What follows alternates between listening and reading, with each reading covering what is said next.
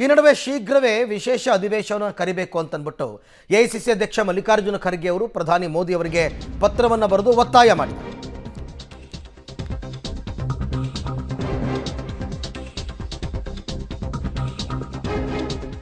ಶೀಘ್ರವೇ ವಿಶೇಷ ಅಧಿವೇಶನವನ್ನು ಕರೆಯಿರಿ. ಪ್ರಧಾನಿ ಮೋದಿ ಮಲ್ಲಿಕಾರ್ಜುನ ಖರ್ಗೆ ಪ್ರಧಾನಿ ಮೋದಿಗೆ ಪತ್ರ ಬರೆದಿದ್ದಾರೆ.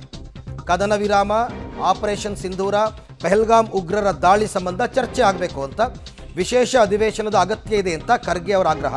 ನೋಡಿ, ನಿಮಗೆ ರಾಜ್ಯಸಭೆಯ ವಿರೋಧ ಪಕ್ಷದ ನಾಯಕರು ಹೌದು ಮಲ್ಲಿಕಾರ್ಜುನ ಖರ್ಗೆ, ಹಾಗೆ ಅಲ್ಲ ರಾಹುಲ್ ಗಾಂಧಿ ಅವರು ಲೋಕಸಭೆಯ ಪ್ರತಿಪಕ್ಷದ ನಾಯಕರು, ಇಬ್ಬರೂ ಒತ್ತಾಯ ಮಾಡಿದ್ದಾರೆ. ಇವತ್ತಲ್ಲ, ಪಹಲ್ಗಾಮ್ ಅಟ್ಯಾಕ್ ಆದಾಗಿಂದನೂ ಅವರು ಒತ್ತಾಯ ಮಾಡ್ತಾ ಇದ್ದಾರೆ ವಿಶೇಷ ಅಧಿವೇಶನ ಕರಿಬೇಕು ಅಂತಂದ್ಬಿಟ್ಟು. ಬಟ್ ಒಂದೇನೆಂದರೆ, ವಿಶೇಷ ಅಧಿವೇಶನ ಕರೆಯೋದು ದೊಡ್ಡ ವಿಚಾರ ಅಲ್ಲ, ಬಟ್ ಇದೊಂದು ಸ್ವಲ್ಪ ತಿಳಿಯಾಗಬೇಕು ಪರಿಸ್ಥಿತಿ.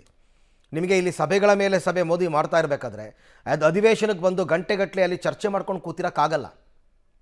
ಹಾಗಾಗಿ ಅವರು ಅಧಿವೇಶನ ಕರೀತಾರೆ, ಎಲ್ಲವೂ ಒಂದು ಹಂತಕ್ಕೆ ಬಂದ ಮೇಲೆ ಭಾರತ ಏನೇನು ಕ್ರಮ ತಗೊಳ್ತು ಅಂತ.